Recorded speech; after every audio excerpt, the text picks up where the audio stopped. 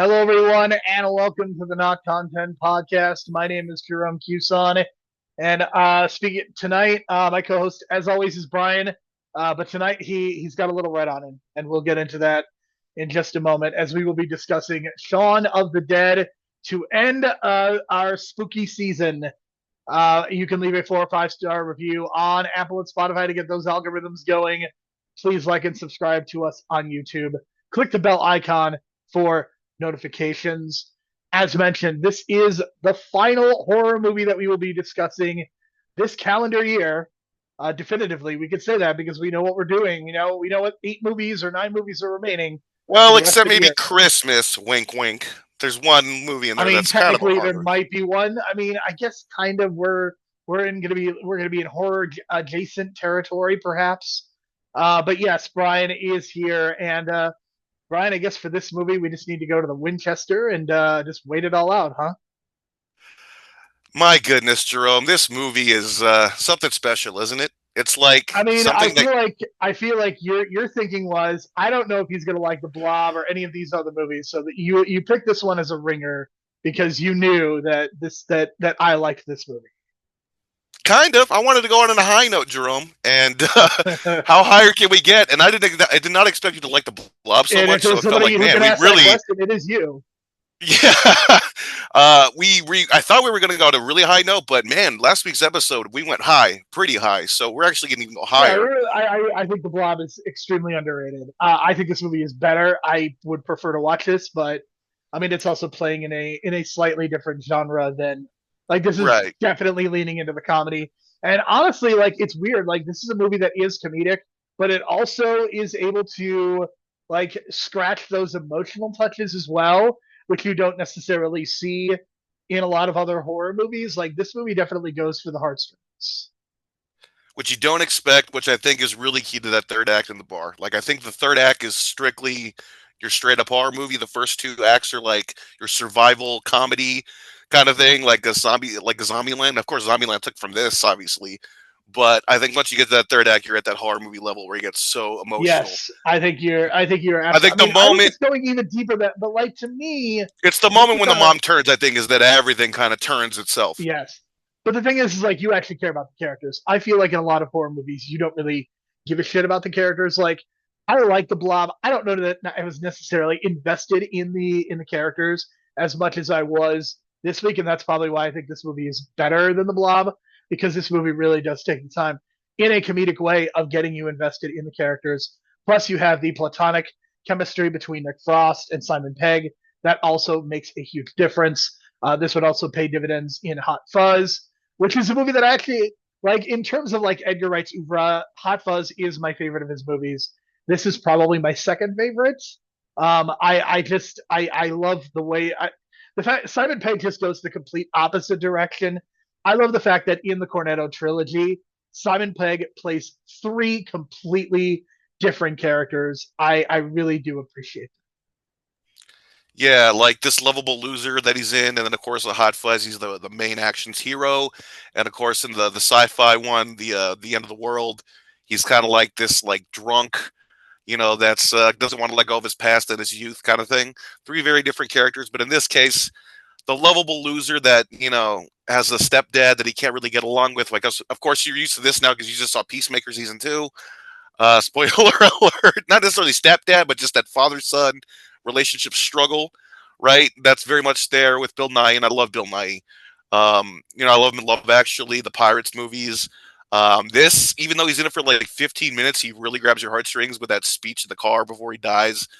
That was a really great it. He's so emotional good moment in that this you're not, movie. Like, yeah, and you don't expect it too. It's like so, like he's so like in your face about being a strict stepdad, and the moment he dies, he's yeah, like, "Sean, I'm sorry, I failed you," and it's a great moment, and it's so unexpected, and you got introduced to this character yes. like 10 minutes beforehand, 15 minutes beforehand, and you have that moment. It's great. I mean, The how many comedy, movies has he been in that he is able to do this? Like, I feel like he's not in the Pirates movies very much, and he's behind all that CGI makeup, and yet he really stands out. I don't like to talk about the Harry Potter movies very much for obvious reasons, but like he does the same thing in those movies as well. He's in the franchise for like 15 minutes, and he like is really creepy to Harry, and it's really It's really good, and this movie, it's the same thing. He is, I mean, Love Actually as well. Like to me, he probably has one of the most interesting arc in that movie, in a movie that is loaded with all kinds of like romantic love. Like his is like actually like having a friend in the end, and I think it's really sweet. So, Bill Nighy is awesome. Yeah, just a really great performance in that short time span he has. The funny thing about it is though he keeps mentioning that he ran the bite wound under a cold tap, and I kept thinking like, does he mean a hot tap? Because cold water does not do anything to a wound. Like it's hot water It that might kills also be it bacteria. might also be a British thing too. I know, and I was like, what the We need to fuck? get Ben Phillips on this. I know. I was so like, what the? Every time I watch this movie, I'm like, a cold tap? You mean a hot tap, right? And I always ask my mom this I when I was mean, younger. Brian, do you realize? Do you know how weird it was to go to China and not see eggs in like a refrigerator? Like that's that. I mean, it's kind of the equivalent of that. I'm sure there's some cultural There's misunderstanding that. something to that. I don't know what it is, but it always boggles my mind that he said he ran under a cold tap. Other than that, that's a great scene. I mean, Ben Um, is going to be listening to this episode, and then he's going to immediately yell at me. So I will keep everyone updated on that. But it's those I Britishisms that we still don't understand. It's one of those. It's definitely one of those. I mean, to me, I think it's weird. Like, I think Edgar Wright has had a really weird career because he's done some movies that I really, really like. This, Shaun of the Dead. I love or I should say this, Hot Fuzz. Like, I really love those movies. I don't know that I can ever watch Baby Driver again, but I certainly appreciated it at the time. And then he has done some movies that I have not liked, such as the Last Night in Soho, a movie that I really, really do not like, and it's kind of weird. Like World's End, I'm also kind of mixed on. I'm very curious to see Running Man, but like he has a very interesting sensibility, that visual style that I think is such a hallmark of the Cornetto trilogy. And in this movie, the way that he sets up what like Simon Pegg's living area looks like and what the neighborhood looks like. And when you contrast it, what it looks like at the beginning, like this very boring, benign, like I guess like British little town, and then at the end, what happens to it, and like all the zombies, and like, but like it takes Simon Pegg forever to figure it out because he's just like going through his life as a living zombie, and it's really great. Which I think is a great use of like the Dawn of the Dead soundtrack is what they did, right? That bum bum bum bum bum bum. That's directly from Dawn of the Dead in 1978. So when you kind of make that contrast, it's like, oh, Yeah, Dawn of the Dead was making fun of commercialism in a mall, and we got these tracking shots of this guy who's kind of lost in his life, who everyone around him is telling him to get his shit together, and you kind of see this tracking shot of him going through the town and being kind of mundane and walking to work because it's literally around the corner. You know what I mean? And it's like he goes to the local shop, like that feeling. Like we've all had that feeling, right? But it's just like, man, is it because we're like, is we have to be forcing ourselves to do it? Are we zombies to the dollar, right? Is that what this is? And there's some symbolism going on there. And then once he gets home and then like the zombie plague starts happening and starts going through the news, I noticed like he's changing the channels, and every time there's a news report, he's like ignoring it and then ignoring it until finally he has to stop ignoring it. it's a very like generation a Gen X thing to do, and I mean Yeah, we can't ignore the fact that this is 10 years after Clerks. So I think you see some influence from that movie on this one. Obviously, Ed and Sean are a little bit older. Like I would say they're like between Dante and Randall. Like I would say they're not as old as they are in Clerks 2, but not quite as yeah. young This is as like Clerks 1. Clerks 1.5, kind of like their late Yeah. 20s before their 30s, which makes Yes. a lot of sense in where they are in their lives and the way they look. And God, Yes. okay, I guess I think that's this is the perfect. best part to talk about Nick Frost and his character, because I never realized until this viewing how much of a not a bad person, but just how much of like he holds Sean back and how much of He's like a just negative influence. and I mean, I think there are a lot of people who have those friends that do that. I think that is, Exactly. I think that was the thing. It's like you don't realize these kind of relationships until you get older. And when we watch it as teens, it's like, oh, it's just like his homie. And it's funny because they're doing funny shit. And then as you get older, you realize, oh, he's acting like this at the wrong age. You know what I'm saying? Like in his late 20s. Like you, a lot of us have that revelation on the late 20s, early 30s that you got to start changing things up. I don't nearly go to bars as much anymore. You know what I mean? Like I don't do that rowdy shit I used to do at PWG shows anymore. You kind of hold it I back in your mean, it 30s, right? really helps the PWG isn't running anymore. That too. But even if it was, like, I wouldn't be going as hard. You know what I mean? Like with the alcohol and the beer pitchers and as much weed as I smoked. You know what I mean? I scale it back now because I'm older, and it's like I can't do that kind of shit anymore. So I totally get that vibe of like them maturing to the next level. Like, why are we going to the damn bar every night that I really don't want to go to, kind of thing? And that's the whole dilemma. And of course, the breakup and all that stuff, which is very like great setup for like all the relationship stuff that goes on in the movie and all the cross relationships about, oh, you really like her and you only dated her because you couldn't get to her and that kind of thing. And those kind of arcs kind of play out throughout the movie. So everything's set up really well in the script. So I think the script is like really the key to this movie in terms of like the setup. Excuse me. Where the first half's a comedy, and then once the mom turns into a zombie, that's when it really turns into a horror movie to the point where it's like, holy shit, everything is dark now. That's when it Zombies are feels all over much the more place. real. Like I would say, it Yeah, feels much more real when you get to that point. And I don't know that you would necessarily get to that point unless you had something as emotionally devastating as that. which is great because that scene where the mom goes, "Sorry, I thought this was our neighbor. I thought I knew him."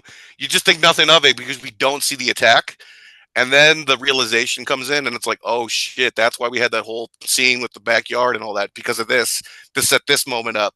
So I thought, Well, I mean, I can't tell you how many people make the joke like in COVID times, like people who like get COVID and then just go out anyway are the equivalent of people who would get bit or nicked by a zombie and wouldn't say anything about it.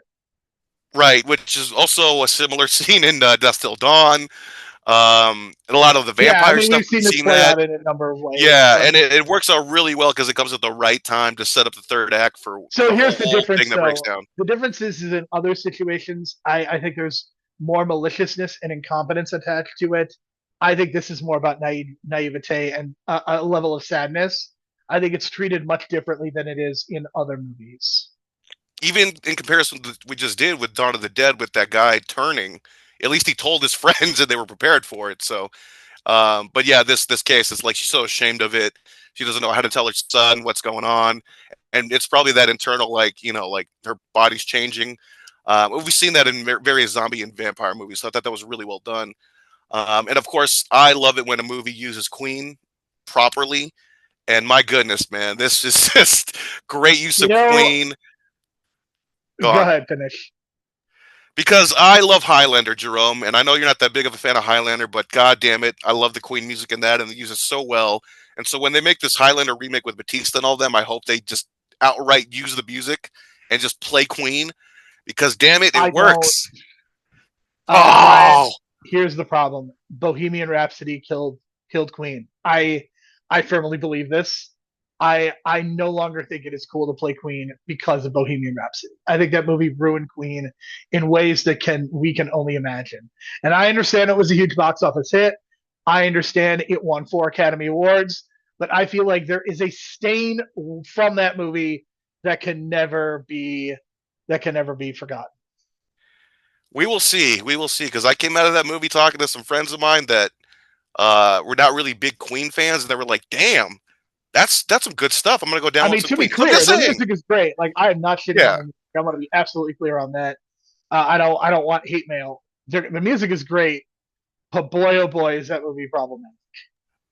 very much so. Something like Baby Driver, but in this case, thankfully the scene Problematic in a still different works. way. Right, I it love the still Martin. works. Yeah, and then Uh, the ending with the sticks and yeah, the jukebox. I love that Martin Freeman is in this movie for like 2 minutes. Wasn't he filming the Galaxy movie or something like that? The Hitchhiker's Uh, Guide to the Galaxy around this time. I think he that's might what. have been. Yeah, That is I mean, certainly possible. I am looking at his IMDb. Yes, he was.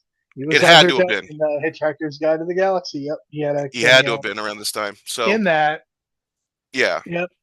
but yeah, he's in But this movie for like a hot it's not minute. like he would have had a bigger role in this movie anyway. Like everyone was kind of filled with their roles properly, I think, and even the guy that was like in love with Sean's girlfriend and didn't want to admit it, I thought he was casted well.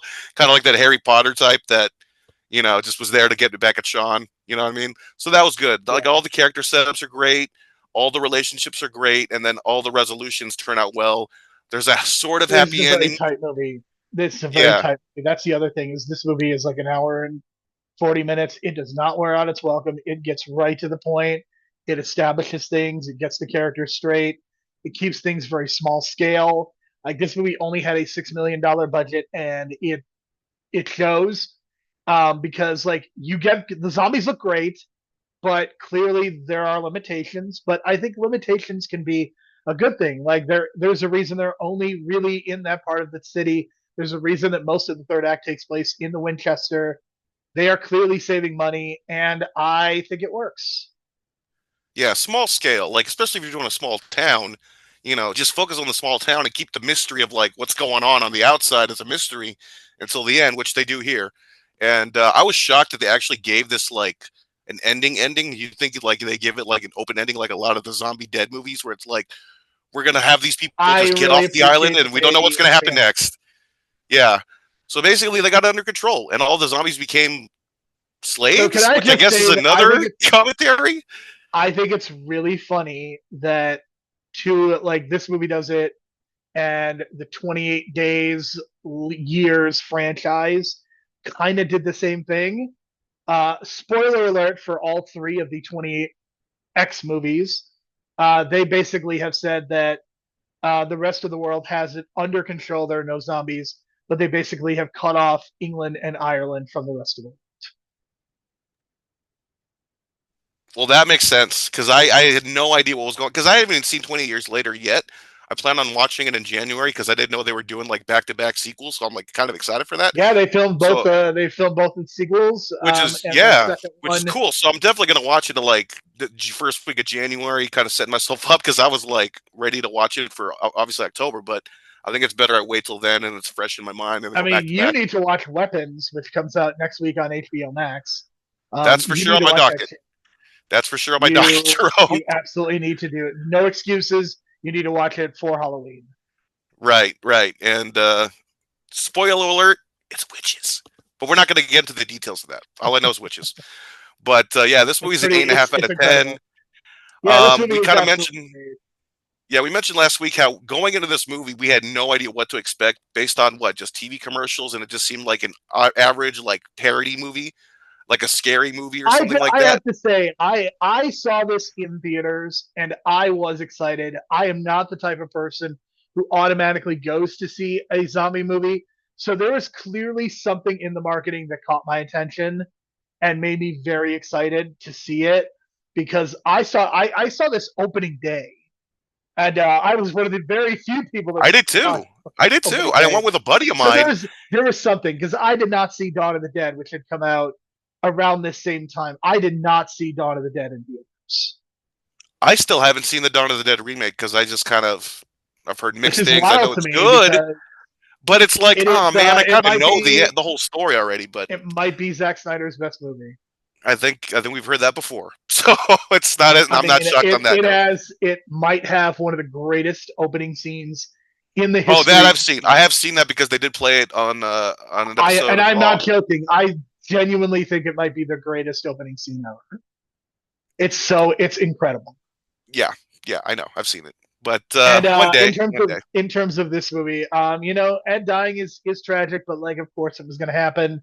But the way they pay it off with him like still with Todd keeping him around, it's pretty great. It is a great payoff, and like it's the kind of thing that could come off a little bit goofy, but I think the tone of this movie is perfect enough to establish like that this is kind of okay, I guess.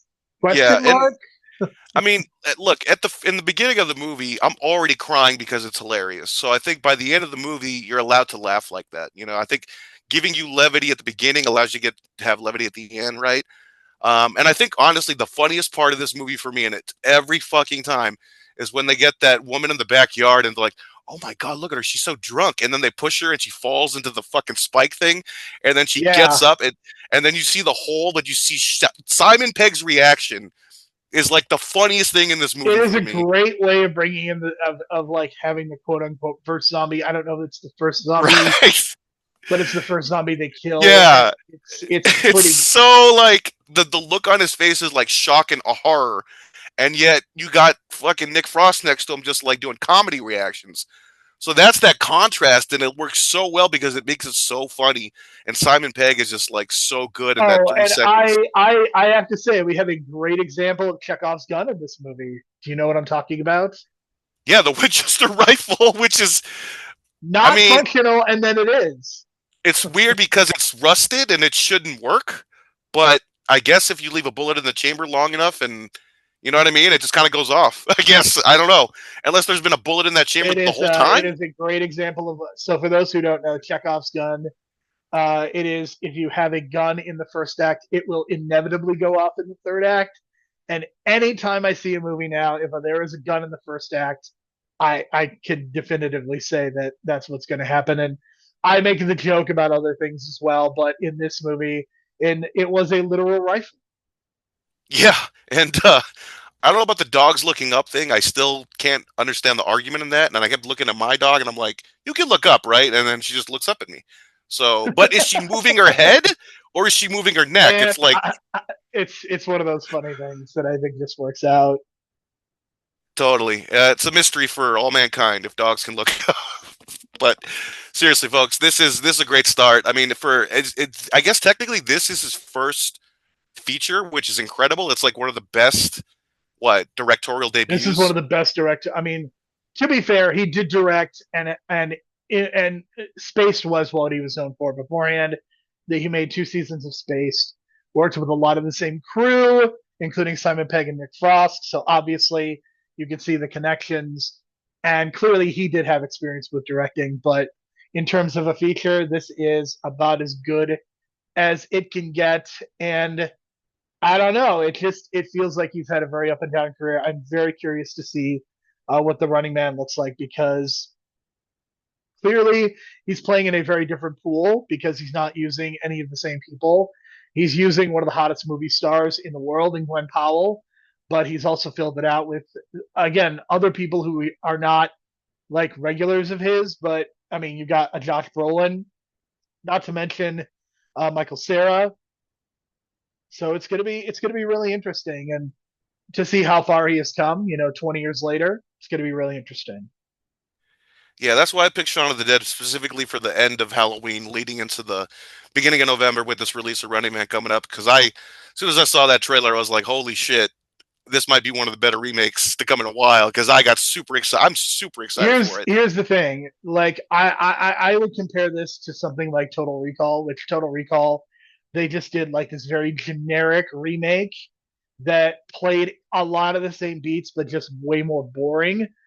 This movie it is not going to be as bombastic and cheesy as the Arnold Schwarzenegger Running Man, but there are clearly the moments of comedy. You have Colleen Domingo hamming it up as the game show host in a different way than even Richard Dawson.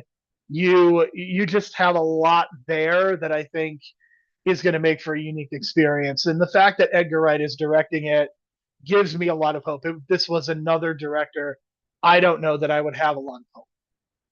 Yeah, as soon as I heard Edgar Wright and Running Man, I was like, "That's perfect." I think that's exactly what the Running Man needs for a remake. It's like it's ripe for a remake now, especially with the sports entertainment stuff that goes into that movie, and the fact that they're going back to the actual source material from what I read, and that in the original Running Man movie, everything takes place on like these sets, enclosed, encapsulated places. The It's really original fun and is it's all over a the world. Yeah. So now he's like all over the city, traveling all over the world, running away from everybody, not just like designated killers. So I think that's going back to the original idea, spices things up a lot. So I'm really excited for that. I mean, Um, I yeah, like the first concept too. I do think that conceptually, this could this by all logic this should make for a more interesting movie. for sure. So that kind of wraps up our horror discussion for the month. Some ups and downs, but it's cool to see like we just saw Christopher Lee kind of clash Peter Cushing. We saw some interesting Hammer horror stuff with Dr. Jekyll and Miss Hyde, Vader and Stan Hansen with Freddy and Jason. Of course, now we got the Shaun of the Dead review in. But next week is going to be a little different.